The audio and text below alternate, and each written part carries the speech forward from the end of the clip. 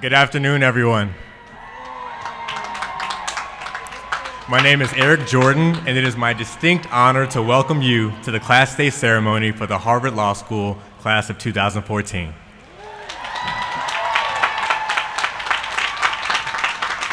Today is all about celebrating the talented, brilliant, and inspirational students and professionals who comprise the Harvard Law School community.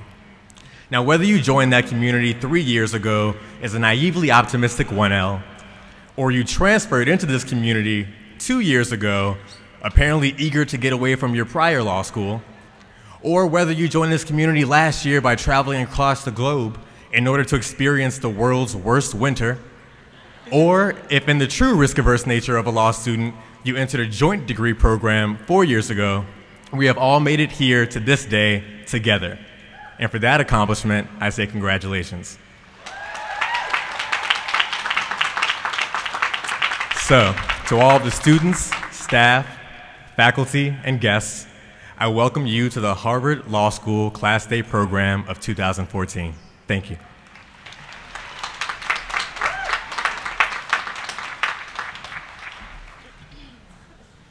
Hello, I'm Andrew Chinsky, and I'm proud to introduce Paul Perito, class of 1964 and president of the Harvard Law School Association.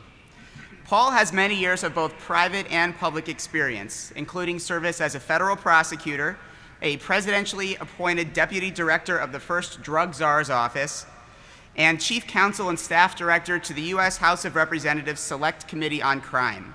Since leaving government, Paul started his own law firm, joined the law firm of Paul Hastings in Washington, D.C., and now serves as the chairman, president, and COO of Star Scientific, which describes itself as a technology-oriented company with a mission to promote maintenance of a healthy metabolism and lifestyle.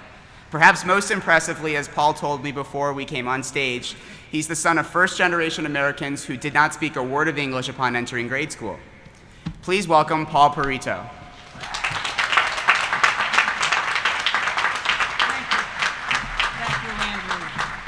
Most kind. Those are remarks that if my parents were alive, my father's chest would swell with pride, and my mother would shake her head, disbelieving that those attributes belong to her son. I have the honor and privilege of serving as president of the Harvard Law School Association for the past years.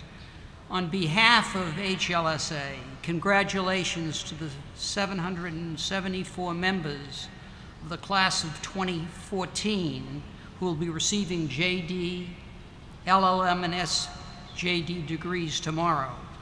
You're joining the ranks of the members of the oldest law school association in the country, perhaps in the world. In a fashion similar to the Harvard Law School Association has had a rich and vaunted history going back 128 years to 1886, when it was founded by the iconic and legendary figure, Oliver Wendell Holmes.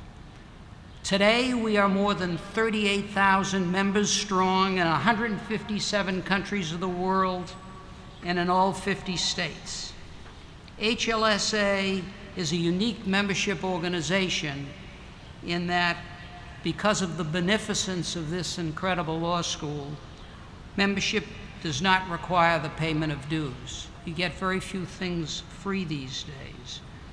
The purpose of HLA is to foster networking and mutual support between the law school, its alumni, its faculty, its students. We are not a fundraising organization. We are a friend-raising organization. The Harvard Law School Fund and the Development Office does a superb job under the leadership of Dean Oliveira, finding sufficient funds to support scholarships, stipends, and loans to students in financial need. We sponsor events and programs and are involved in reunion planning. We are a vital link in outreach and engagement to the alumni community at large. There is an enormous power in the global HLSA network, which you now become a part of. We encourage new graduates to take advantage of this network and its mentoring opportunities. The network needs you, and you may need the network at certain stages of your life. The ranks you join today are among the most talented men and women in our world. Hopefully, many of them will touch your lives favorably as you advance in your careers. You need to think like the law school. Think globally, but act locally. Take advantage of HLS Connect, the online directory. Learn about what we're doing. Stay in touch through LinkedIn, and stay in touch regionally through hls.org. The opportunities for engaging and networking themselves through both geographically based clubs throughout the world and through groups based on shared interests are astounding. We invite you to look at and join HLSA Recent Grad Council and HLSA Women's Alliance. Both are growing. Now let me share just a few thoughts with you. Professor Noel Feldman remarked at a leadership conference last year that by virtue of the fact that you have been admitted to and graduated from HLS, you are a member of an elite group of professionals who touch and change this world. Accordingly, each of you, as a graduate of the law school, is and will continue to be a change agent. I urge you to take advantage of that in the benefit of your education to change the world for the better. As Dean Minow has often commented, law can serve several essential public purposes. One of the sad things is that the vast segment of society is legally underserved and will never have access to the types of lawyers that this institution produces. You have an opportunity, each of you, to make a difference, and that is in helping people who need help. It will better their lives, but will better your life. And I close with two thoughts. Andrew referred to my parents. My mother left school in the 8th grade to help support her family, but she would say in Sicilian to me, translated, 7 words that she wanted to have embedded in my DNA. Work hard, think big, dream impossible dreams. That's what this school can do for you. Secondly, I encourage you to lead a robust and interesting life. You are the best of the best, the top of the top. You have all the tools needed for success, and don't be afraid of failure or setbacks. They're great learning experiences. Your success is limited only by the extent of your imagination and your commitment for hard work and perseverance. Congratulations to each of you and to your parents on this stunning achievement of graduating from this incredible law school. Thank you.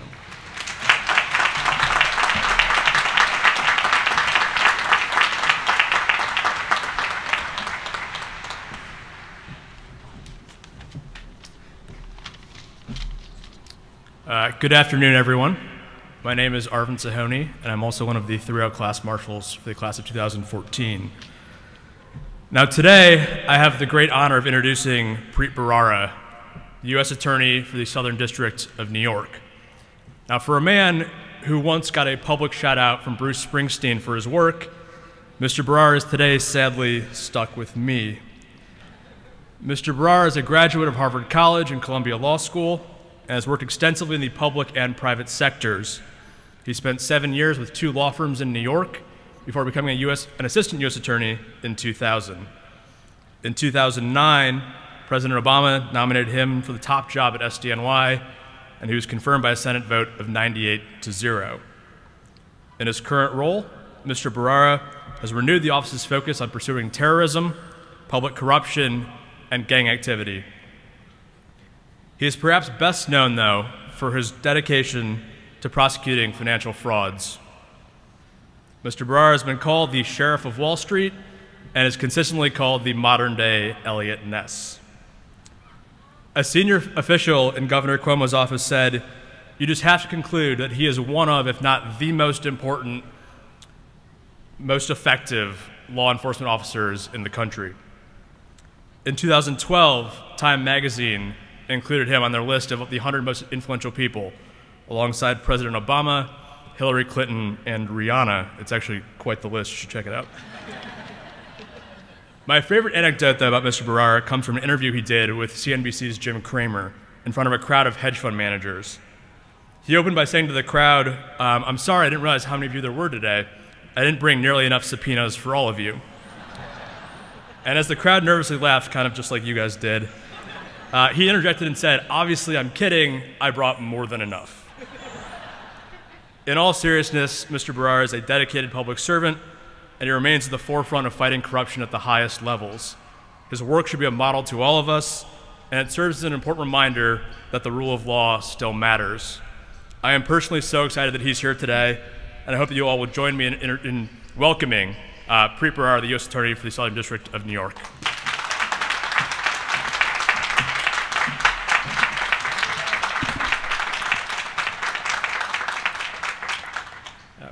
Thank you very much for that. Dean Minow, distinguished faculty, proud parents, family, friends, and members of the Harvard Law School class of 2014, congratulations to you. You have so much to be proud of and so very much to be grateful for. I want to congratulate by name the 4 most awesome members of the class of 2014 because they used to work for me. Edelie Rivera, Kyle Werschbach, Heather Alpino, and Claire Gaheno. Congratulations. This is a proud day for everyone who is here, but for the parents, I think, especially. And not just for the graduates' parents. It turns out that my own parents are here. My mom and dad are seated in the 3rd row. You can clap for my parents.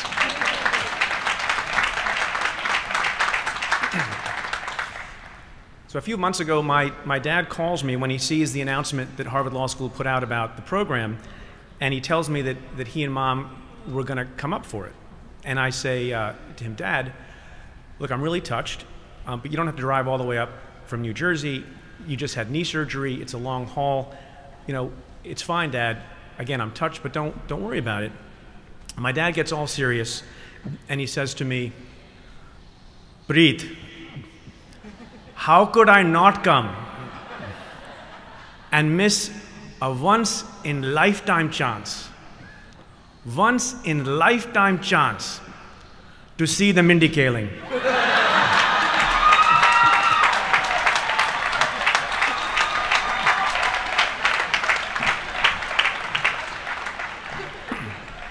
Look, that's fine. Mindy's parents are here to see me. So, you know, yes, we've got 2 Indian Americans today for the price of 1. Apparently it's India Day at Harvard Law School. I hope that you enjoyed the lamb vindaloo and the chicken tikka masala that will be served after. Not to belabor the point, but I am curious about how the decision-making process worked. Like, how did that meeting go exactly? I imagine these guys, your class marshals, were sitting around and someone says, "We got the U.S. Attorney, Preet Bharara is coming." And then another class marshal said, "What? You know, I was just thinking, as long as we're going Indian, maybe we should have a funny Indian, you know?" Again, don't get me wrong, I love the Mindy Kaling. But I can't help but get the feeling that Harvard was a little concerned, you know, asking themselves, can Bharara really carry the whole program? And obviously it determined no. So, you know, I'm a little hurt because I did some research, and I understand that 2 years ago you asked Attorney General Eric Holder to be your Class Day speaker. Apparently you did not feel the need to also invite Chris Rock.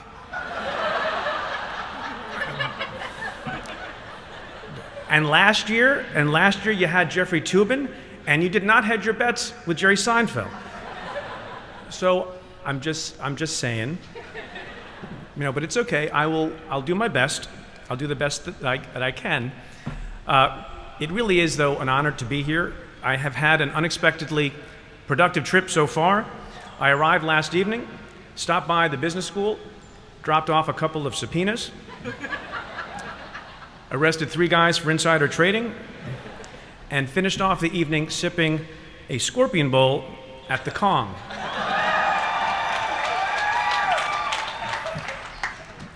By the way, I hope you've gotten to know your business school colleagues because they are your future clients. So anyway, I'm sitting at the Hong Kong restaurant, which I will note has changed like not at all in the 24 years since I used to be a regular patron when I was in the college. And so I'm sipping the scorpion bowl through that ridiculous kiddie straw that they give you, and reviewing my prepared text for today, which was replete with lofty quotations from Oliver Wendell Holmes and Felix Frankfurter, and of course one Mr. Langdell. And then I had what people call a moment of clarity. That will happen to you when you drink a scorpion bowl. And the moment of clarity was this: you don't really want or need me to read and quote from legal scripture. Not on class day, at least, and especially when you haven't even given us caps and gowns. So instead, what I thought I would do is, rather than speak esoterically about the law, I would speak more pragmatically about how to be successful and happy in law practice. Now, that is not so easy as it sounds, to be both successful and happy as a lawyer. You may be asking yourself, what should I be focused on in my first job? Pleasing the partner? Should I be networking, getting clients, setting myself up for the next job? A simple and excellent answer is actually provided by a scene from one of the greatest Martin Scorsese movies made. It's called The Departed. If you haven't seen it, you should see it. It's set around here in the Boston area, and it's loosely based on notorious mobster Whitey Bulger, so you can see why I might like this film. Mark Wahlberg is in the movie, and he plays a cop. And there's a scene where a law enforcement operation goes south, and Wahlberg's character is upset, and he starts asking questions. And somebody says to Wahlberg, "Who the F are you?" And Wahlberg says, "I'm the guy who does his job. You must be the other guy." And I submit that there is more wise career counsel in that short scene than in many volumes that you might read. Because that is where your focus should always be: being the guy who does his job, whether you are an associate, a law clerk, an assistant DA, a public defender, or anything else. Nothing else matters but doing your job and doing it well, every day, even when it's hard, even when it's tedious, even when it's dull, even when the work seems small and beneath your brand name schooling and God-given talent.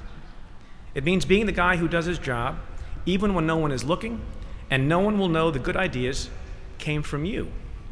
If you do that, not only the next job, but your entire career will take care of itself. Trust me on that. Let me put it a different way. Almost exactly 4 years ago today, Philadelphia Phillies pitcher Roy Halladay achieved one of the most rare and difficult things in all of sports. He pitched a perfect game.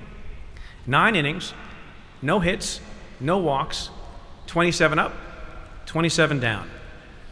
He was perfect, and he is in the history books because of it. Then 4 months later, on October 6th of that year, in the very same season, Halladay threw a no-hitter. Not quite perfect, but pretty darn close. He did it, by the way, in a playoff game. In all of baseball history, only 2 people have ever thrown a no-hitter in the postseason. Just 2. The Phillies pitching coach was asked by a reporter what advice he had given his ace. And the coach said that he had given Roy Halladay a simple instruction. He said, go out there and try to be good. If you just go out there and try to be good, you've got a chance to be great. And that is literally the best advice that I have ever heard. It has stayed with me, and I hope it stays with you. I think there is a tendency for people like you who are so successful and so accomplished and so credentialed to think every endeavor is like a baseball game in which you're going to go out and pitch a perfect game, but it doesn't work that way. You should have high aspirations. You should want to be monumentally successful. But you've got to do it one pitch at a time. It sounds cliche, but you've got to do it one pitch at a time. Pitch after pitch after pitch. That's what develops into a perfect game, or by analogy, an outstanding career. And by the way, no one who ever pitched a perfect game in baseball went to the mound that day expecting to do so. Because not only is that unrealistic, it is the height of arrogance. And yet I see people all the time make that very mistake. They want to be great before they've learned how to be good. They want to be on the big matter before they've handled a small one. They want to try a case before they've argued a motion. They want to be generals before they have been good soldiers. But first, I submit, you have to learn some craft. Actually learn how to practice law in whatever area you first pick. Craft and competence will always matter more than connections. But in a lot of places, people often behave in a way that suggests the reverse is true. So learn some craft. You will stumble. It won't always go great. It didn't for me. I remember the first major deposition I ever took. I couldn't figure out how to ask a proper question. It got so bad that the adversary asked for a break and then apologized to the court reporter, and I didn't understand what he was apologizing about, and I realized he was apologizing for me. So that kind of hurt a little bit. I never forgot that, but I got better, and you will too. And once you have learned your craft and learned it well, you will be in good stead always. And I guarantee you will be swimming in opportunities. Let's talk about humility for a moment. Humility, I think, is underrepresented and undervalued in law practice, which is too bad. So why is humility important? Mostly so you don't become unbearable. And also because it will keep you open-minded and striving to always do better. So find someone in your life who will help keep you humble. Luckily, I have an abundance of those people in my own life. My daughter, for example, quick true story, she is now 13, but 3 years ago, we had just won a big white-collar case, and there was a nice profile about her dad in the New York Times, and I thought I should have my daughter read this so she can be proud of Dad. So she begrudgingly read the article, and at the end I recall that it ends with a quote from me that's very sort of finger-waggy and chest-thumpy about how we're not going to stop fighting against Wall Street crime. So my daughter finishes reading the article and looks up, and I'm waiting to see what my daughter is going to say and how proud she is of her father. And she said, rolling her eyes slightly, and this is a direct quote, "Daddy, why are you such a drama queen?" So be sure you have people like that in your life. If you don't, my daughter is available. A part of humility, by the way, is becoming comfortable with self-doubt. It took me a while to appreciate this. You think that when I became the U.S. Attorney for the Southern District of New York, a storied institution since 1789, that I said to myself, well, it's about time. Finally, I can fix 220 years of inferior leadership. Not quite. Here's how I did feel. I felt nervous and afraid and unworthy. I was terrified that I might not live up to the tradition of that great place, that I might not ultimately measure up to the job, that I would be a disappointment to the people who had supported me. There's 100 years of U.S. attorneys' portraits on the hallway wall leading up to my office, and I walk by them every day, and they appear to be telling me every morning, "Don't screw it up, kid." And so even now, after almost 5 years that have gone pretty well, I get nervous and afraid still. And if I ever lose that feeling, I think that's the day that I should step down. And don't get me wrong, I do have self-confidence also, but at the same time, and on a fairly frequent basis, roaring self-doubt. But you'll find that self-doubt in moderation is animating and motivating, not paralyzing. In my view, leaders who have purged themselves of all self-doubt will not be leaders for long, and in my view, are dangerous while in command. I have learned over time that self-doubt is my friend and arrogance my enemy. Now let's talk about something that will bring you down from time to time. It's called criticism. So brace yourself, because you will receive it, especially if you rise high or take a stand on something, and it will hurt, it will even sting. Now, there are some people in the world who are not bothered by criticism, for whom everything just rolls right off their back. Those are type B people. But criticism will bother you a lot because you are type A people. And I know what you guys are like because I'm a little bit that way myself. You are the kind of people who are super competitive, even when playing board games with children. By the way, there's nothing wrong with that. Kids got to learn. The key, I think, to learn is to learn which criticism to take to heart and to make yourself better and to improve, and which criticism to laugh off, which criticism is well placed, and which is foolish. Trust me, I've gotten to know a lot about criticism in this job. Sometimes just doing your job and doing the right thing will provoke criticism. I've been criticized from the left, I've been criticized from the right, I've been criticized by various governments, I've been banned from Russia, that's true. Sometimes criticism is valid and you have to take it seriously and be smart about it. The point is, don't be dismissive about criticism, but be discerning about it. Here's another quick story.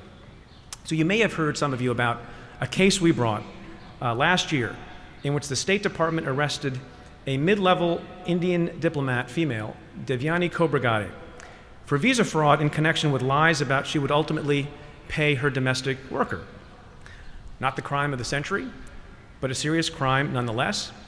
That's why the State Department opened the case. That's why the State Department investigated it.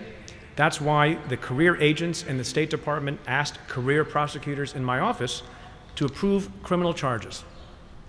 So that case basically caused an international incident. Now, putting aside disputes about the merits of the case, somehow the Indian government and the Indian press decided that the case was brought by me, an Indian American, for all manner of bad personal reasons. Never mind that the case was initiated and investigated by career law enforcement officials, and that I became personally aware of it only a day or two before the arrest had been scheduled. Talk show hosts in India took to calling me a self-loathing Indian who made it a point to go after people from the country of his birth, which was a bit odd since the alleged victim was also Indian. An Indian official basically asked on television, "Who the hell is Preet Bharara?" And the criticism got increasingly intense over time, which might not have bothered me so much, except that it bothered my parents, who came from India to this country as adults. And that was tough because it bothered them. And then it bothered me again when I had to explain to my daughter, who overheard a conversation in the house, of what it meant to be called an Uncle Tom, because that's what I was being called by journalists in South Asia. So that was not so pleasant, and I will admit that I was upset, as I think a normal human being might be. But then as the accusations got more and more absurd, they became downright comical, and I got some of my perspective back. After all, Indian critics were angry because even though I hail from India, I appeared to be going out of my way to act American and serve the interests of America, which was also kind of odd because I am American, and the words United States are actually in my title. And then I saw this line of attack in the foreign press, and in serious press, it was written that Bharara had undertaken this case to, quote, serve his white masters, presumably Eric Holder and Barack Obama.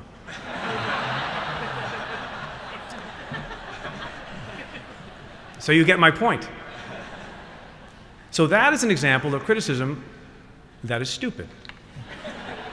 And I realized, by the way, that I had a ready response to the Indian official who asked, "Who the hell is Preet Bharara?" And it's this: I'm the guy who does his job. You must be the other guy. A couple of final general points. Work for good people. Don't work for jerks, no matter how smart and talented you think they are. And don't be a jerk yourself. Also, while you're making your career happen, you are allowed to have fun, even if the job at hand is deadly serious. We have fun at the U.S. Attorney's Office because we never take ourselves too seriously, and I think that's important. Humorlessness correlates directly with pomposity and, I believe, also with failure. So now I realize that a lot of this advice seems not unique to the practice of law. Well, there's a reason for that. The practice of law is a lot like any other endeavor in life. It can be messy and difficult and stressful, but the most important advice is the same. Do your job and be humble. Work for good people and be good to those who work for you. Accept criticism, unless it's foolish. Have fun and embrace humor. Like other endeavors, the practice of law is about each pitch, about going out there and trying to be good every day instead of trying to pitch a perfect game on your first try. But I do want to conclude with a thought that is particular to the practice of law, especially for a Harvard Law School graduate.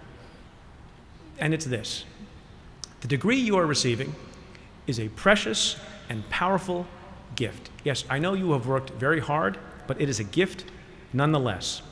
So don't squander it. There are people who would give a limb for the gift that you are getting this week. And you should be exceptionally proud of the career that you have chosen. Now, I know that not everyone loves lawyers, and I know that we lawyers are, as a group, much maligned. But I continue to believe in the quaint and uncommon view that to become a lawyer is to join a noble profession. I continue to believe also that there is no one better situated to prevent cruelty, promote equality, and preserve liberty than the person who has genuinely dedicated himself or herself to becoming both a master and a servant of the law. The potential power of a law degree is, I believe, unmatched in American society. No one is better situated to stand up for an ideal, or expose corruption, or champion underdogs, or defend unalienable rights. I think it is not an overstatement to suggest that the power of your degree gives you a degree of power that few possess, fewer know how to use, and fewer still know how to put to good purpose. People spend their entire lives waiting for the chance to do something meaningful, to make a difference in the world. For so many people, too many people, that moment never comes. But you, simply by virtue of your new law degree from Harvard no less, will have that opportunity every single day. And I hope and pray that you will seize it. The world needs you to seize it. Now, I was trying to make it through this speech without quoting anyone more distinguished than Mark Wahlberg. But I saw, and maybe some of you have not seen, the sad news this morning that beloved American author and poet Maya Angelou had passed away. And though she is gone, her words will always be with us. And among the very many beautiful words she has strung together were these: I've learned that you shouldn't go through life with a catcher's mitt on both hands. You need to be able to throw something back. So please, go out there and just try to be good, do it one pitch at a time, and don't forget to throw something back. The world is waiting for all of you. Good luck.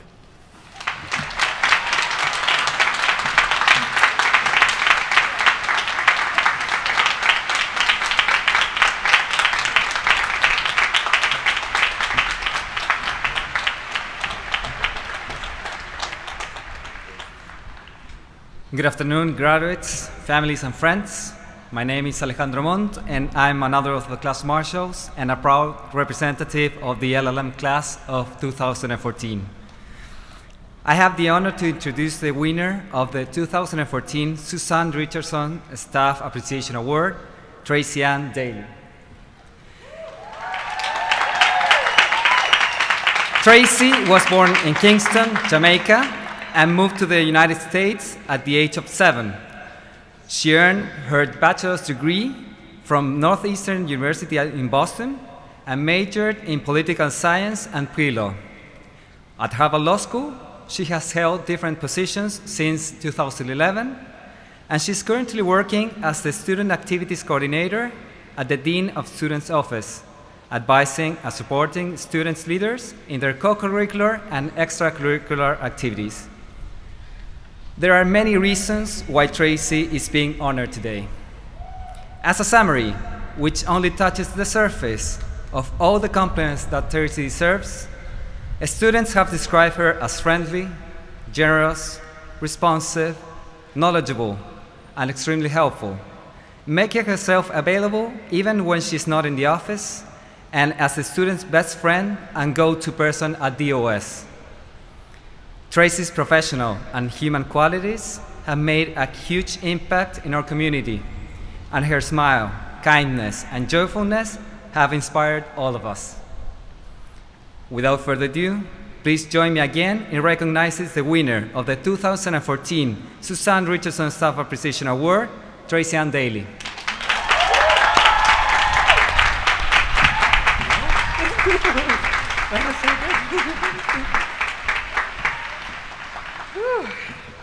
Thank you, Alejandro.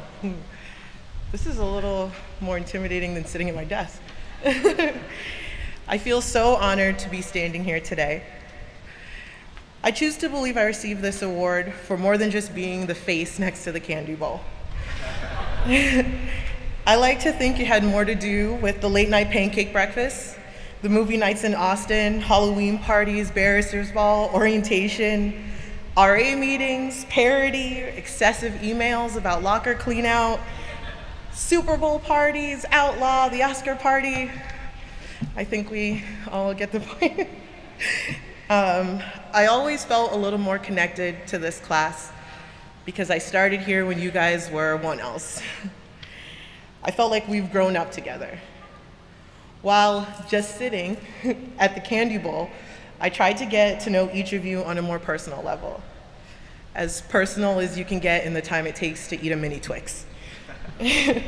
I've heard about vacations, summer jobs, engagements, breakups, and my favorite, sports trash talking. I think we all agree Boston is the sports mecca of the US. Yes, thank you. I've been able to witness some great debates at the front desk, in front of that candy bowl. Romney versus Obama, open outline banks versus closed outline banks, and most recently, Solange versus Jay-Z. I had the privilege to view some of the comments you guys wrote, and I have to say one of the major themes was my responsiveness. My father, who's sitting somewhere in the audience, was not as impressed with my dedication, especially when I was responding to emails from my vacation in India. Special thank you to Verizon for that. Thank you guys so much. This means a lot to me. Congratulations.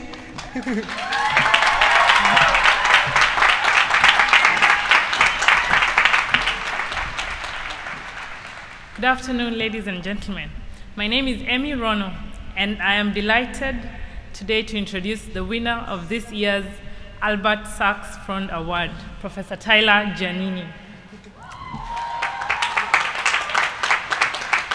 Professor Giannini began his career at the age of 24 by co-founding a non-profit organization, Earthrights, with a goal to link human rights to environmental protection. His work, among other things, involved training community members to understand and be engaged in human rights work. He joined Harvard Law School in the year 2004 as an advocacy fellow and subsequently became the director of the International Human Rights Clinic. Professor Giannini is honored today not only for his excellence in teaching, but also for his tireless efforts in supporting students, not just in academic work, but also in their personal affairs. He has undying dedication and commitment to his work and seeks to mentor the next generation of advocates for social justice.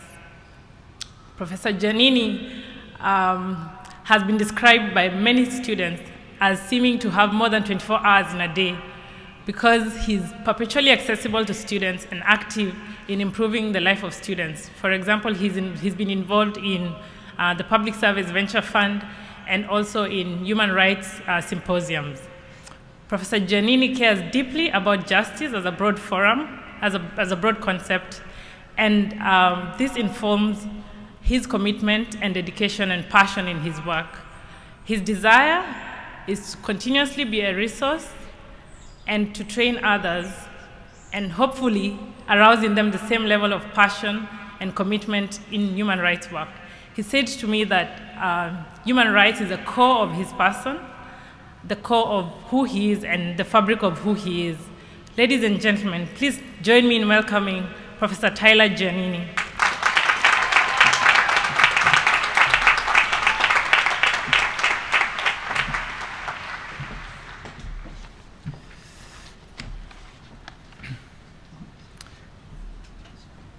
Thank you for the honor. It's really humbling. In fact, I think I'm more terrified than anything else right now to be here with all of you. I normally teach to classes about the size of 20. There's a few more people out here than that. But it really is an honor to be here with Dean Minow, faculty, staff, friends, parents, and the graduating class. I'm deeply moved to receive this teaching award from you, the graduating class. And what has struck me, what continues to strike me, is how strange it feels to be singled out. Perhaps this is because I have always been part of a team in my human rights work. And it has never been more perfectly realized than here, with the students and clinicians at our human rights clinic. In reflecting on today, and I'm a clinician, so you better believe reflection's part of what I do. I thought back, I wondered, how was I crazy enough to start an NGO during my last year of law school, which then took me to Thailand for 10 years. And somehow I ended up here at Harvard, teaching. And the answer is really clear to me now. There have always been others with me, all along the way. I've never done it alone, never. And really, all of us together are essential to success, whether in practice or in teaching. This is the way the law works in my experience. This is the way struggles for justice work. Okay, I give you that occasionally there's an Albert Einstein of law in our midst. There are probably a few of them in our faculty. But that's not the norm. What is the norm is that the law practice is a cooperative effort, especially when you're working for justice. I look back 20 years ago next week, I went to Thailand for the first time. It was my second summer of law school, and it was a defining summer. A law school classmate and I, along with an advocate from Burma, decided to start a human rights organization that we called Earth Rights. My first day in Thailand, I also met Ang, the woman that would become my wife, my partner. So a pretty big summer. And these are the relationships that have shaped my life, both in a professional sense and also in the personal sense. But in my career, as in yours, the law is a vital piece of the puzzle. You need the talent to dissect legal arguments, to research, to write, to persuade others. Working with you in our clinical teams, I've seen it firsthand. You have these talents. You have these skills. Yes, these talents and skills will no doubt continue to evolve. These are the tools of your craft, and they are your foundation. But recently, in a conversation with my young daughters, Amaya and Raina, who are both here today, they reminded me that the tools of your craft are only part of the story. My kids have taught me to slow down and to appreciate the small moments in life. And they are absolutely right. As I look back at my 10 years at Harvard, it's not the legal arguments that I remember most, but the moments along the way where our teams have literally hummed. I remember being on clinical missions in South Africa, in Bolivia, in Burma, and having breakthroughs on legal theories as we thrashed out how to link abuses with the perpetrators. I remember this year wrestling with the wording of a single sentence with the clinical team over and over again until we got it absolutely right. And then seeing the legal argument end up in a judge's decision. I remember the time another team camped out all night in the freezing cold, colder than today, on the steps of the Supreme Court so they could hear oral argument on the case that we were working on. I remember the moment one of those students, now an alum, put her name as counsel on a brief for the very first time, joined by students who put their names on a brief for the first time as well. I remember another colleague signing her first amicus brief and the joy of sharing that moment with her. I remember seeing an alum leading a clinical team and then launching her own new nonprofit last year. Each moment represents a culmination of collective effort. I don't always remember the specifics of an argument or the specific brief that we were working on, but I do remember these moments. They are what give meaning, what give texture to the work. I've seen the good the law can do, but also the evil it can bring. How the law can be used to oppress in places like Burma, in South Africa, and elsewhere. I've also seen how it can advance justice. On occasion, we do get a win, but most of the time, it's much less clear. Perhaps this is why those of us who work for justice do it with others, because the solidarity of the struggle is part of how we measure success. Look, the work we do is hard. Everybody knows that. The problems we face today, like generations before us, are new and challenging. Whether it's preparing for a Supreme Court hearing, or figuring out a transition in a post-war conflict, or determining ways to address climate change or poverty in the coming decades, the problems are too large, too complex for one person. This is why the practice of social justice is not done alone. One only needs to spend an evening at the law school's annual dinner celebrating public service, or one day in a clinic during a push on a case filing to know that's true. A recent exchange with a colleague during an oral argument brought it all home for me. We were sitting at counsel's table with another colleague we were sitting at the table, and another colleague was standing at the podium and arguing. We quietly jotted a few notes, and at one point I passed one to her saying, "I'm so glad you came up with that argument." Then another question from the judge, and there it was. Work that the clinical team had done that very morning. The research and drafting of a crafted answer to an anticipated question. From the students' computers to the outline of counsel and into the courtroom in a matter of hours. I passed my colleague another note saying how great the students were. And then she jotted a few simple words on a Post-it. It read, quote, "Added all together, we're a good lawyer." I keep that note in my wallet.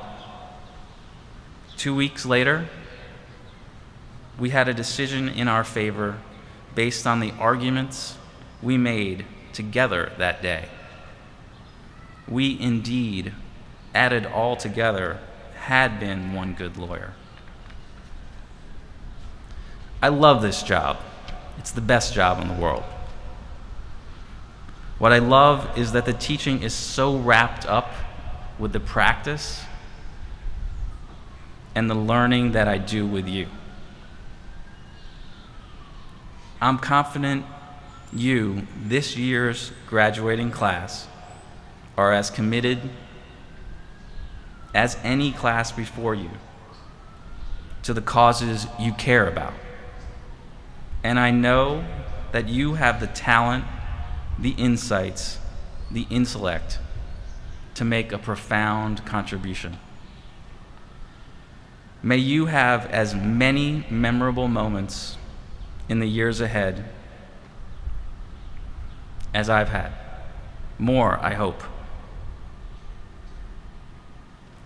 Memories and moments, ones that come from a love of lawyering, a love of service, a love of teaching and learning, and a love of working and being with others.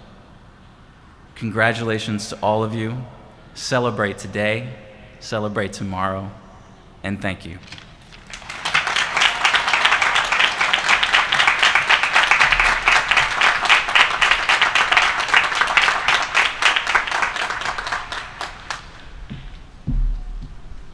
Good afternoon. I am Martha Minow, and I'm still the dean. It is just my great, great pleasure to be here with you all, to welcome family and friends, and to say to the class of 2014, congratulations.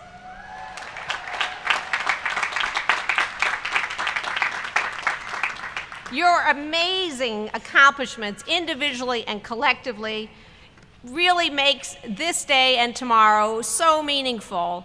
Today's is class day. Today is the day that we recognize your class.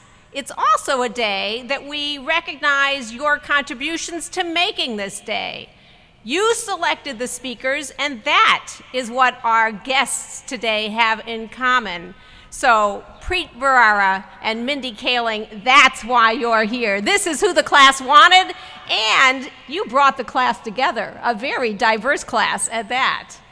In addition, you, class of 2014, picked these outstanding honorees, and Tracy Ann and Tyler Giannini, I want to salute you and your work here. Paul Perito, thank you for being here. And I actually see some gifts that I'm going to give out. I don't know why no one did, but here, this is what I do.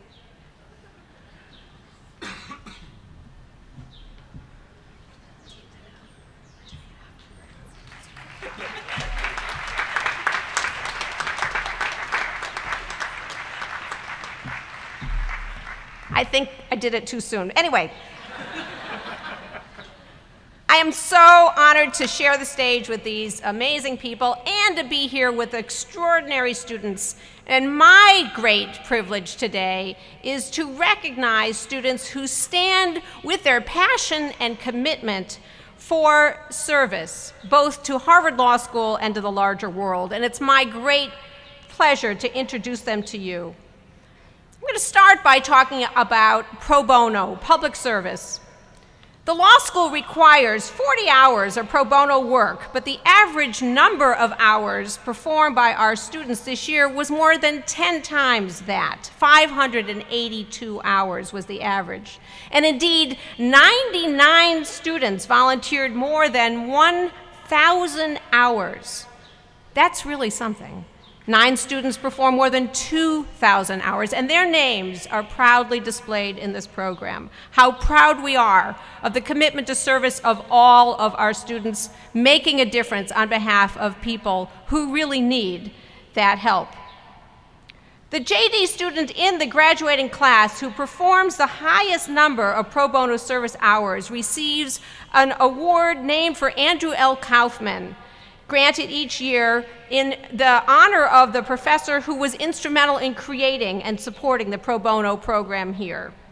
The Office of Clinical and Pro Bono Programs annually determines the winner based on records of total completed hours submitted by students, and the 2014 winner for completing, are you ready, 2,329 hours is Kimberly Page Newberry.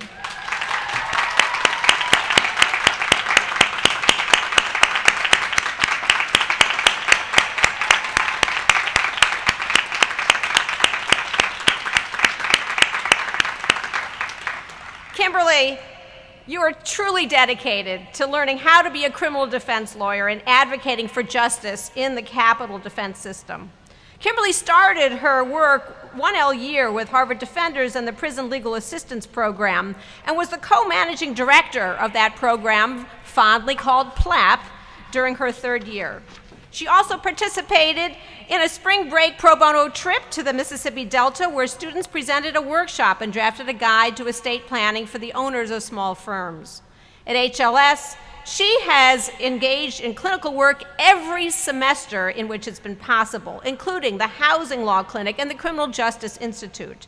She went to Kentucky in the middle of winter for the death penalty clinic at the Kentucky Capital Post-Conviction Conflict Unit, where she worked on developing a unique 8th Amendment claim and drafting the pleading. Kimberly's volunteer work at the Prison Legal Services in Boston represents incarcerated individuals in their suits against the prisons for civil rights violations. And during the summer, she has worked at the Capitol Appeals Project in New Orleans and the Southern Center for Human Rights in Atlanta. One supervisor said this about Kimberly: "Kimberly has been the most enjoyable intern I have ever supervised. Working with her allowed me to look at 2 cases that I've been on for years in a new light." Kimberly, congratulations, and we thank you for your contributions.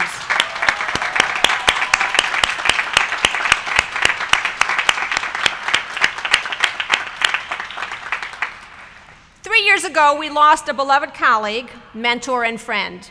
William Stuntz, a renowned scholar of criminal justice, was an evangelical Christian, and in his long battle with cancer, he actually comforted other people while he went on his painful journey. Bill's influential scholarship over the past 3 decades addressed the full spectrum of issues related to criminal justice and procedure, from the overcrowding of prisons and racial disparities into incarceration, to the appropriate role of faith, emotion, and mercy in the penal system. He imbued his work and his life with a vision of mercy and compassion. In his decade on the Harvard Law faculty, Bill touched the lives of so many. He was honored with the Sachs-Freund Teaching Award in 2004. Students, faculty members, alumni remember him as beloved mentor and friend, and in his honor established the William J. Stuntz Award to recognize the graduating student who, in his or her time at Harvard Law School, has demonstrated an exemplary commitment to justice, respect for human dignity, and compassion. Faculty, staff, and students nominate individuals for the Stuntz Award, and the award serves as a beacon to many future Harvard Law students whose personal and professional goals transcend any ordinary idea of lawyering. And I'm pleased to announce that the winner of the William J. Stuntz Award this year is Michael David Klinger.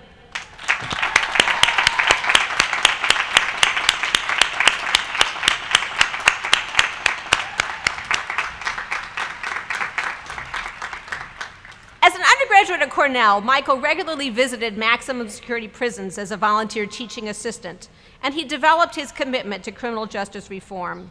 After graduating from college, he served as a Coro Fellow in Public Affairs and worked on the Innocence Project, a national nonprofit litigation and public policy organization focusing on exonerating the wrongfully convicted individuals through DNA testing and reforming the criminal justice system.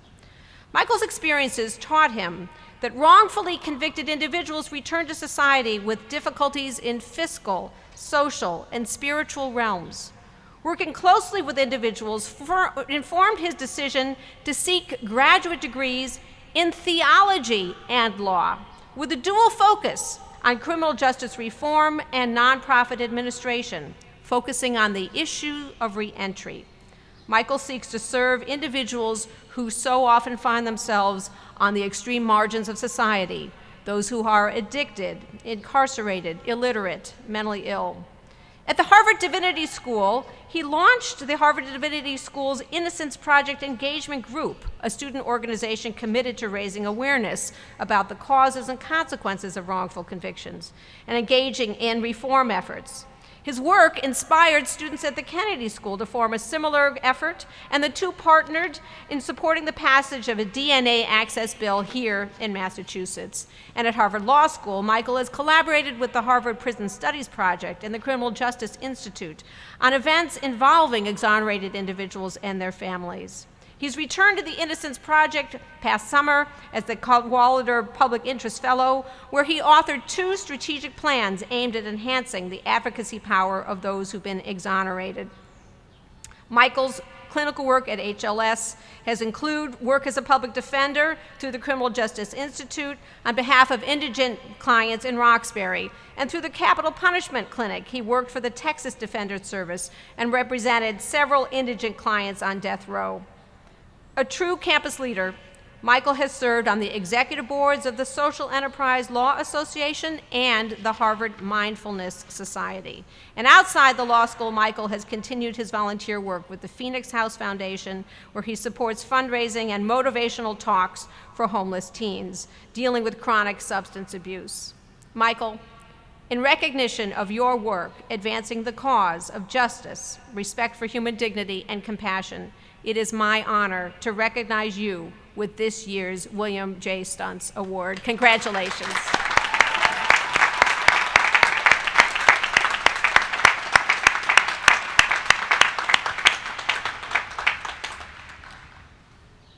The Frank Righeimer Award is given annually to a graduating student in recognition of exceptional citizenship within this law school community. Nominations are received by faculty, staff, and students, and I'm pleased to announce this year's recipient is Lisa Michelle Lana. Woo!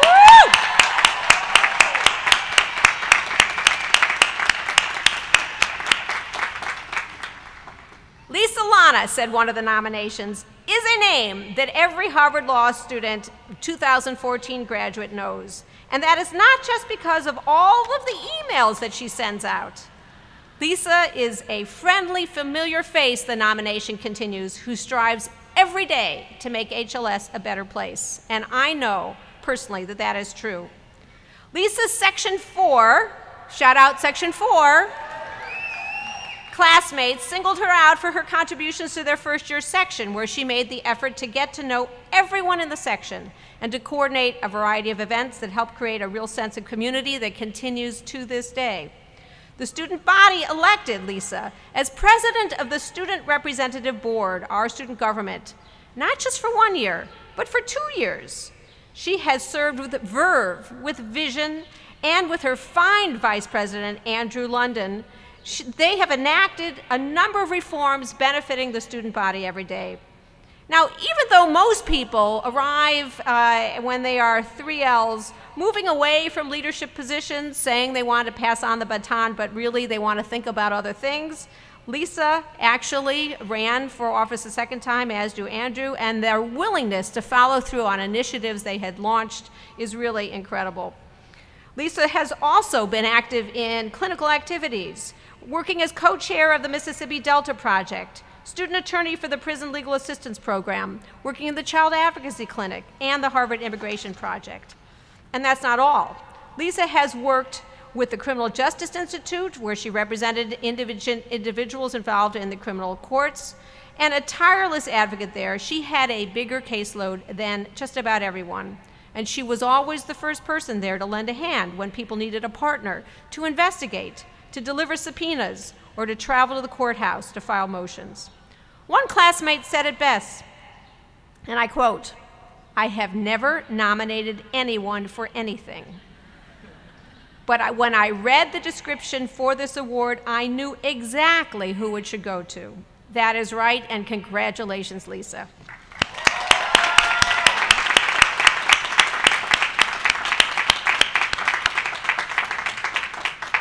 Our next award honors one of my colleagues, the late Professor David Westfall, who taught at the law school for more than 50 years until just before his death in 2006.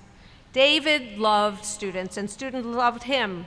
At a time when many would have contemplated retirement, David volunteered to lead what was then the new innovation at the Harvard Law School, first-year sections, and he enjoyed terrific popularity in his role, and it's not just because of the free food. It is fitting that we honor his memory by recognizing a student who has made significant contributions in the first-year section and class, and this year's David Westfall Memorial Award goes to Vivian Ban.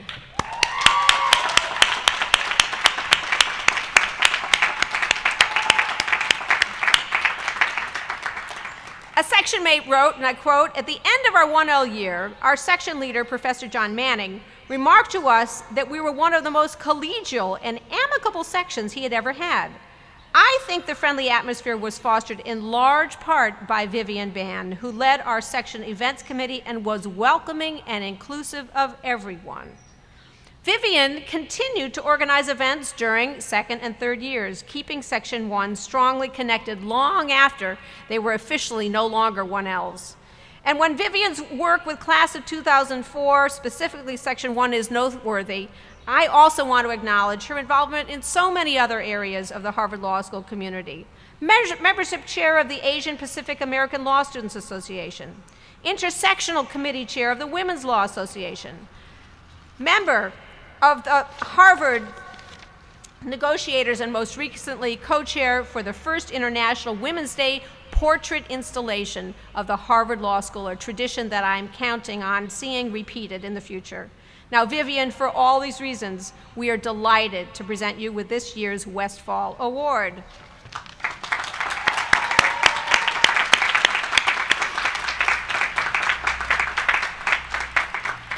Now, next are the Dean's Awards for Community Leadership. Students receiving these awards have enriched our community as leaders, guiding daily work, organizing events, finding people to bridge differences across the campus, building a meaningful sense of we, both within particular groups and across groups. Through academic excellence, public service, and creative vision, these individuals are so impressive, and I will miss every one of them. The nominations for the Dean's Awards were submitted, again, by faculty, staff, and students, and I will ask you in the audience to refer to the activities listed for each honoree in the program and to hold applause until I say the names of each one. I will ask the awardees to stand up, initially facing me, and then face out to the audience and take the applause at the end after I've read every name. I just want to note that these individuals averaged over 3.5 organizations in which they were leaders, and they also, to a person, again, are simply extraordinary individuals. The recipients of the Dean's Award for Community Leadership are Christopher Michael Britton, Michael Frederick Decker, John Tugby Chipode, Kristen Ann Fleshner, Miriam Jamal Jordan, Joanne Tomella Carson, Kaylee Chisuil Kim, Mason A. Quartz, Christine Margaret Marshall, Alejandro Mont Rodriguez, Emily Rono, Ari Solomon Rubin, Jocelyn Ray Sedlet, Jeannie Siegel, Arvind Vikram Sohani, Ryan C. Stewart, Jean Wells Strout, Sarah Ashley Wheaton, Shadrach Tucker White, Johannes Valman Defans,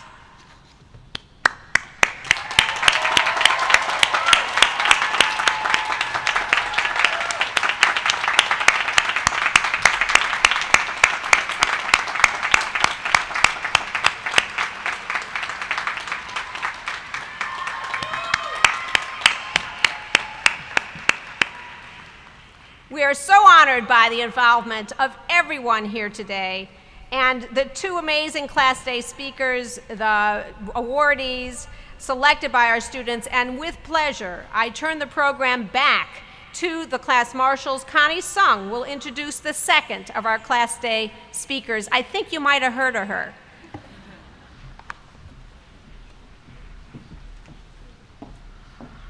Thank you, Dean Minow. Good afternoon, everyone. Hi, Mom. My name is Connie Sung, and it is my absolute delight to introduce our second Class Day speaker, Miss Mindy Kaling.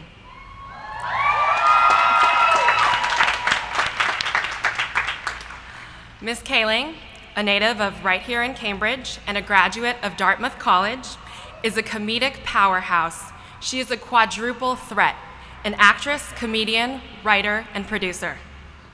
She has received popular and critical acclaim for her work on NBC's The Office, where she was beloved for her role as Kelly Kapoor, and for which her achievements as a producer were recognized with an impressive 5 consecutive nominations for the Primetime Emmy Award for Outstanding Comedy Series. Ms. Kaling is also the creator, showrunner, and star of Fox's The Mindy Project, another popular comedy series that has garnered numerous accolades.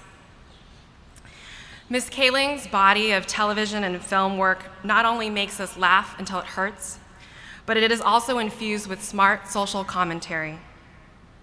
As one of the few women of color to headline her own American network television show, Ms. Kaling has broken barriers in the entertainment industry. Last year, like Mr. Bharara, she too was named one of Time Magazine's 100 most influential people in the world. So it seems that we have no shortage of people of influence on our stage today, on one side of the stage.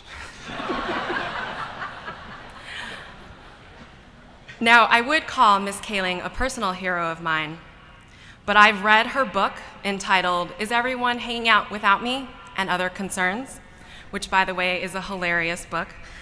And it turns out that she doesn't like it when people tell her that she's their hero. Apparently, it makes her feel like 10,000 years old. So, although I won't use the term hero, I will note that Ms. Kaling has amassed quite a following here at Harvard Law School.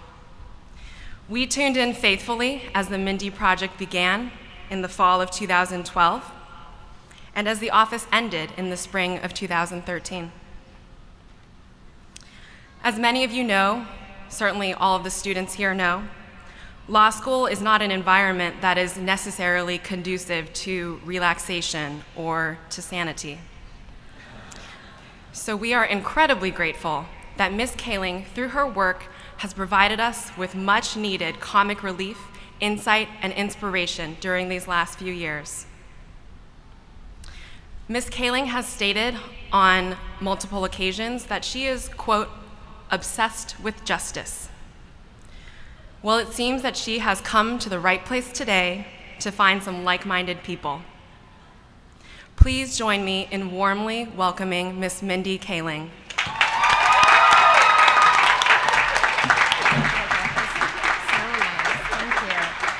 Thank you, Connie. Good afternoon, everybody. Graduates, parents, faculty, this is really such a remarkable day, obviously for you, but also for me. Because after spending a life obsessing over true crime, the impossible happened. I was asked to speak at the Harvard Law commencement and accept an honorary legal degree. Yes. Isn't that the American dream? Me, Mindy Kaling, daughter of immigrant. So there's no extra, you're not getting okay. Just that. Oh, no, okay. Okay, so apparently there's little miscommunication. I am no longer Mindy Kaling, Esquire, attorney at law, comedian, actress. That's cool. No, I'm just supposed to stand up here and give funny remarks and then I'm supposed to sit down. That's okay. That doesn't seem fair, but that's okay, I'll do that. I know what you're probably thinking. Mindy Kaling? Why did they ask her? She's just a pretty Hollywood starlet. What does that quadruple threat know about the law? Sure, she seems really down to earth and pretty in like a totally accessible way. And yeah, she was on People Magazine's Most Beautiful People list this year and also in 2008, but what intelligent remarks could she possibly make about the law? She's probably too busy doing shampoo commercials. But I'm not too busy, you know? In fact, I would kill to do a shampoo commercial. So if anyone from L'Oreal is out there, please just Snapchat me after this. But I'll have you know, I do know a ton about the law because I sue everybody. And excuse me, there is a burger named after me at Bartley's, okay?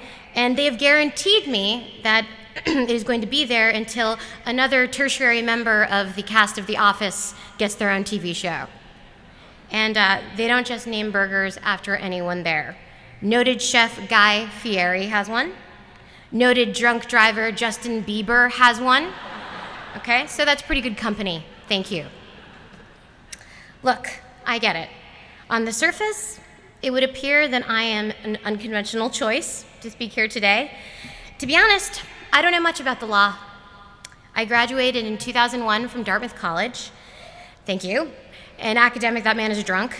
An academic institution located in lawless rural New Hampshire, where when you arrive, you are given a flask of moonshine and a box of fireworks, and you are told simply to, quote, go to town.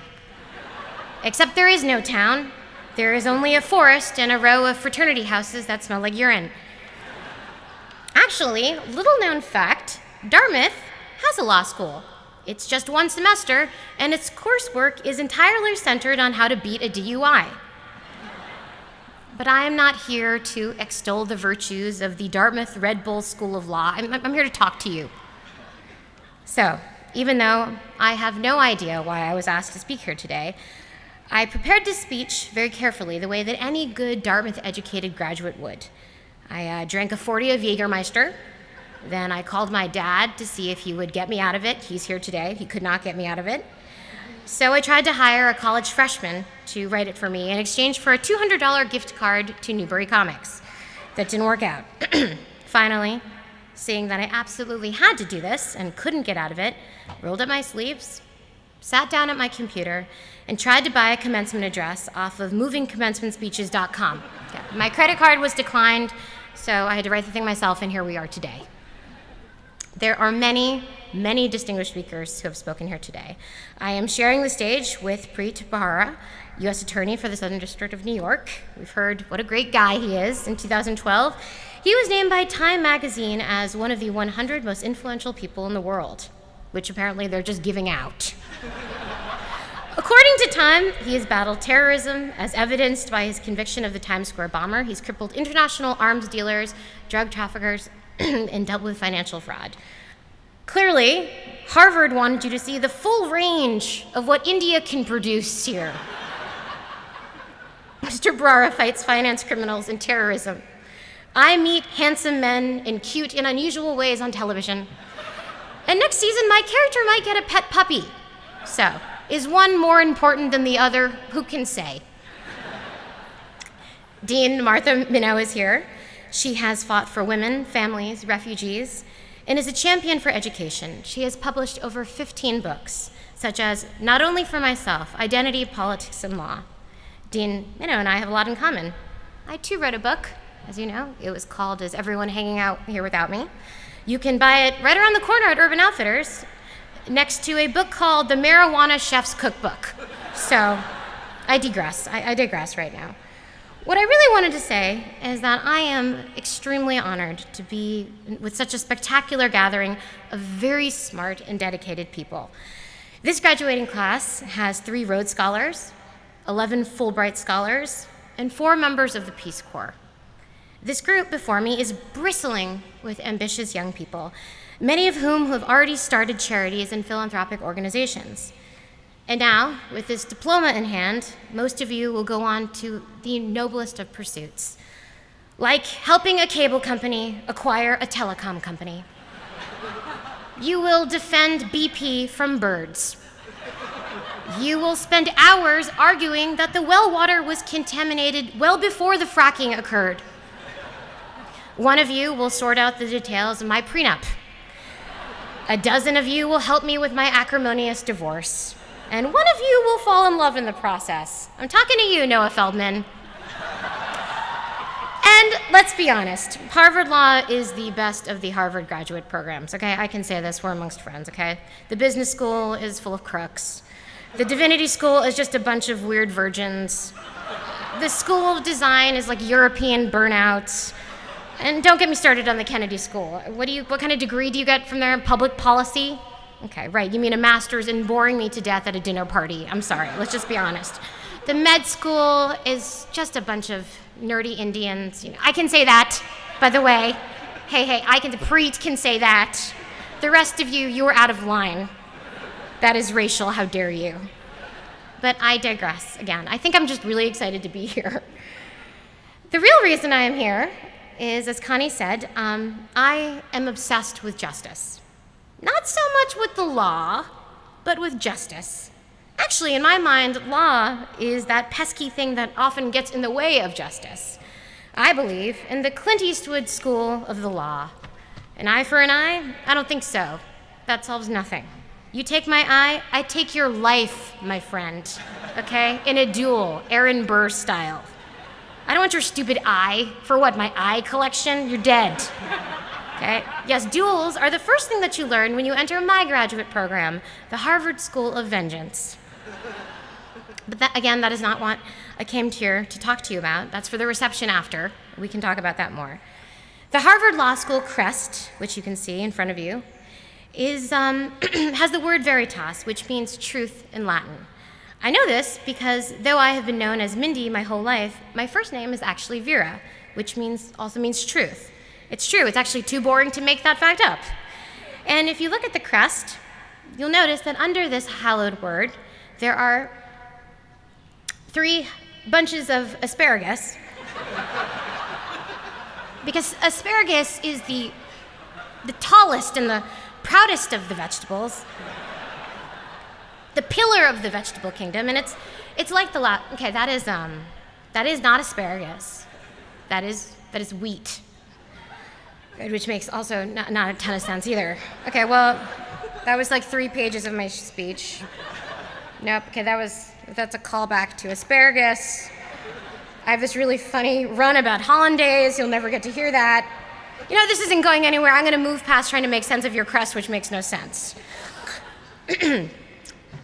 Harvard Law has an incredible number of illustrious alumni. President Barack Obama attended Harvard Law, or so he says. Elle Woods went here from the trenchant documentary Legally Blonde. It's a very moving film. Dean Minnow, you should check it out after you read my book, actually.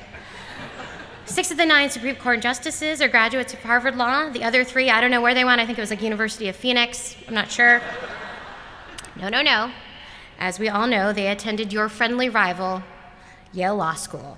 Okay, can we take a moment to talk about this rivalry, everybody? I know that you have a chip on your shoulder, okay? Yale Law is always number 1, and you are always number 2. Sometimes Stanford comes in there, bumps you down to number 3. But listen, let me tell you something. From where I stand from an outsider's perspective, here's the truth. You are all nerds, okay?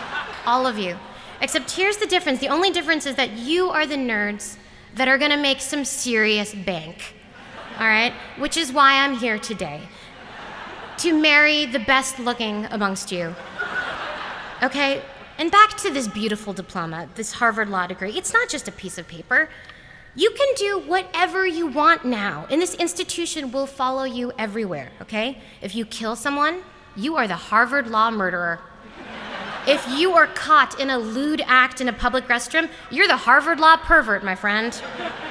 And then you can represent yourself, and you'll probably get acquitted because you went to Harvard, okay? In fact, the only downside of this degree is when you run for Senate, you will have to distance yourself from it to seem more like a regular person.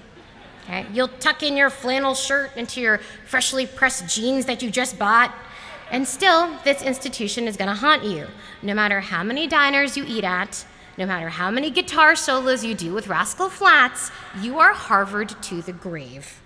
You won't be able to buy a pickup truck rusty enough to distance yourself from this place, all right? Mitt Romney, he preferred to be known as the Mormon guy to distract himself from his Harvard past. Now I'd like to get a little serious for just a moment. I am an American of Indian origin whose parents were raised in India. My dad is actually here. They met in Africa, immigrated to America, and now I am the star and the creator of my own network television program. The continents traveled, the languages mastered, and the standardized tests prepared and taken for over and over again, and the cultures navigated are amazing even to me. My family's dream about a future unfettered by limitations imposed by who you know and dependent only on what you know was only possible in America. Their romance with this country is more romantic than any romantic comedy that I could ever write. And it's all because they believed, as I do, in the concept of the inherent fairness that is alive in America, and that here you could aspire and succeed. And my parents believed that their children could aspire and succeed to levels that could not have happened anywhere else in the world. And that fairness that my family and I have come to take for granted, and all Americans take for granted, is in many ways resting on your shoulders to uphold. You represent those who will make laws and affect change, and that is truly an amazing thing. And more than any of the others graduating this week from Harvard, what you decide to do in the next 5 to 10 years will affect the rights of people in this country in a fundamental way. I'm now at the part of my speech where I am supposed to give you advice. And I thought, what advice could I give you guys? You know, celebrities give too much advice, and people listen to it too much. You know, in Hollywood, we all think that we are these wise advice givers, and most of us have no education whatsoever. Actresses can become nutritionists, experts in baby care and environmental policy. Actors can become governors, pundits, or even high-ranking officials in religions made up a mere 60 years ago. For 2 years, I have played an obstetrician and gynecologist on TV, and damned if I don't think I can deliver a baby. So then I was thinking, well then, who should be giving advice? And the answer is people like you. You're better educated, and you're gonna go out there in the world, and people are going to listen to what you say, whether you're good or evil. And that probably scares you, because some of you look really young. And I'm afraid a couple of you are probably evil. That's just the odds. And to be honest, it scares me, because you look like a bunch of tweens. I mean, this is ridiculous. Look at these kids in these suits. I mean, so please, just try to be the kind of people that give advice to celebrities, not the other way around. You are entering a profession where no matter how bad the crime or the criminal, you have to defend the alleged perpetrator. That's incredible to me. Across the campus, Harvard Business School graduates are receiving diplomas, and you will need to defend them for insider trading or possession of narcotics, or maybe both if Wolf of Wall Street is to be believed. And the thing I find most fascinating is that you are responsible for the language of justice, for the careful and precise wording and all those boring contracts that I sign while I watch Real Housewives. You wrote the terms and conditions that I scroll through quickly while I download the update for Candy Crush. Terms and conditions are the only things keeping us from the purge, everybody. I don't read them, I just hit accept. iTunes may own my ovaries for all I know, okay? Employees must wash their hands before returning to work. A lawyer wrote that. You have the right to remain silent. Anything you say can and will be used against you in a court of law. A lawyer wrote that. Mindy Kaling may not come within 1,000 feet of Professor Noah Feldman. A lawyer wrote that, okay? These are protections that we take for granted. Your dedication to meticulous reading is a tedium that I find just so admirable. You take words and you turn them into the infrastructure that keeps our world stable. The seductive Southern lawyers in John Grisham novels get all the glory. You're Noah Feldmans of the world. But the rest of you, you form the foundation of our day-to-day lives. It's backbreaking, and often there's not much glory in it. And in that way, a lot of you will become the quiet heroes of our country. However, those of you who go on to work for Big Pharma and Philip Morris, you will be the loud anti-heroes. And someone is certain to make an AMC series glamorizing you, so congratulations. But basically, either way, you can't go wrong. I look at all of you and see America's futures. Attorneys, corporate lawyers, public prosecutors, judges, politicians, maybe even the President of the United States. Those are all positions of such great influence. Understand that one day you will have the power to make a difference. So use it well. Thank you, graduates. Thank you, faculty, parents, professors, families, everyone, thank you. Thank you, movingcommencementspeeches.com. Congratulations.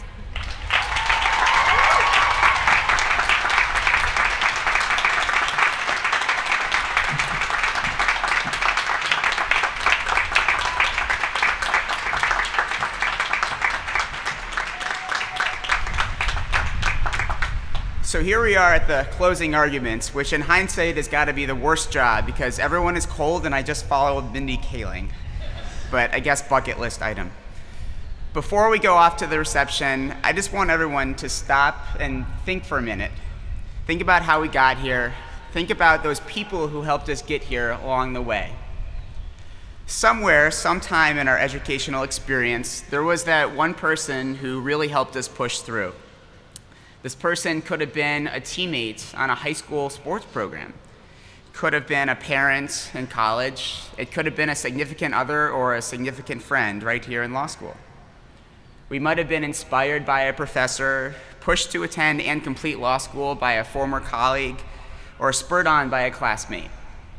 This person or these people might be sitting here right next to you right now. And if so, I would encourage you to say a huge thank you. I want to thank my family who is in the audience today and who has supported me along the way. Because as Preet Bharara said earlier, I was definitely that kid who was competitive playing Monopoly. As we remember and acknowledge the people who have supported us along the way, and as we continue, for now as young lawyers, to draw on the support and mentorship of others, let's each and every one of us pledge to support, mentor, and encourage those that come after us. Whether that be a future colleague, a future child, a younger sibling, or for those academic-minded people in the audience, a future student. The class marshals have really enjoyed working with the class of 2014, and we say congratulations to all of you. Please join us for the reception on Jarvis Field, and thank you.